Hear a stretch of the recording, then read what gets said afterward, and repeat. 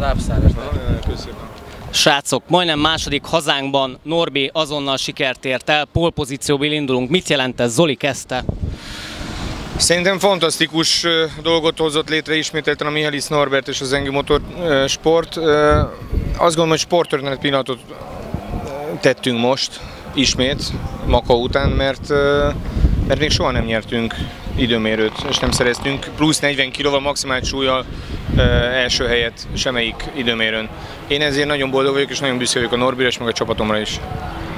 Én is, ugye nagyon sokszor egy pole-pozíció legalább annyit ér, mint egy futamgyőzelem. Úgyhogy ilyen szempontból egy futamgyőzelem már megvolt, de pole-pozíció még nem, úgyhogy a következő célom az volt, amellett, hogy megnyerjem majd a második futamot, és valamikor az volt, hogy előbb-utóbb el kellett jutnunk arra, hogy... Itt valami történt ezzel a táblával. Hát igen, ez nagyon örülnék neki. De még nem tudnánk megcserélni, én szívesebben nyerném az első futamot. Javíts kérlek. Nekem így jobban tetszik.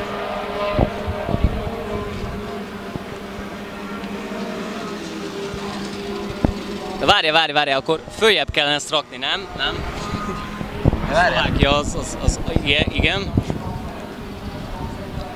Tehát mint a kapkodna a srác, nem? Arról volt szó, ezt írta a kis cikkbe, amit az olvasóink kérdeztek tőle, hogy a magyar nagydíjat szeretné megnyerni. Most hova sietsz, Norbi?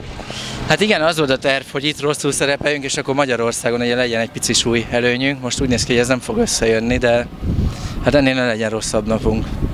Mit szólsz ezekhez a változásokhoz? Teljes egészében támogatom. Nyilván nem szeretnénk ennyire előszaladni, de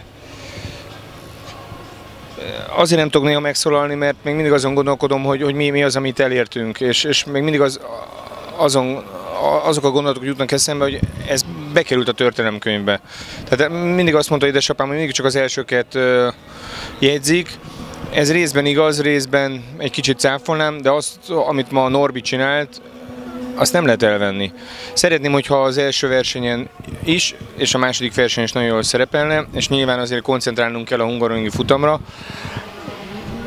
Az élet meg van írva, ezt már nagyon sokszor beszéltük a Norbival. Én nem szeretnék ilyen becslésekbe, meg következtetésekbe, meg jóslásokba bonyolódni.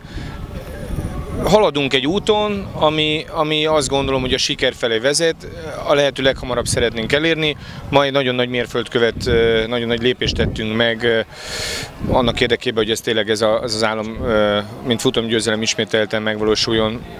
Ennyi. Este vacsora, strapacska, sör, tánc, diszkó.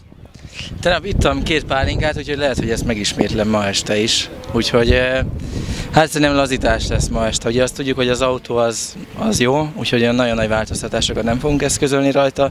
De mint ahogy Zoli is mondta, nyilván most megvan a pole-pozíció, nyilván az a lényeg, hogy innen előre nézzünk. Most nyilván még nagyon jó leső érzés lesz egy 1-2 órán keresztül, de nekünk ugye a fő feladatunk az, hogy holnap helytálljunk, és lehetőleg mind a 2 futamon a célba érek. Az, hogy most holnap összejön a futamgyőzelem, vagy nem, azt szerintem mellékes a mai nap után. Én mindent meg fogok próbálni, de nyilván azért itt a fő figyelmünk a Hungaroring felé fog irányulni, tehát én biztos, hogy nagyon nagy kockázatokat nem fogok vállalni az autóval kapcsolatban. Biztos, hogy védekezni fogok, ameddig csak tudok, hogyha úgy alakul, de abban is biztos vagyok, hogy a mai tempó láttán valós esélyünk lehet arra egy jó rajt után, hogy rajtcélgyőzelmet alassunk. Nyilván nem szabad ennyire előre szaladni, de én azt gondolom, hogy az első lépést megtettük annak érdekében. Köszi szépen, srácok!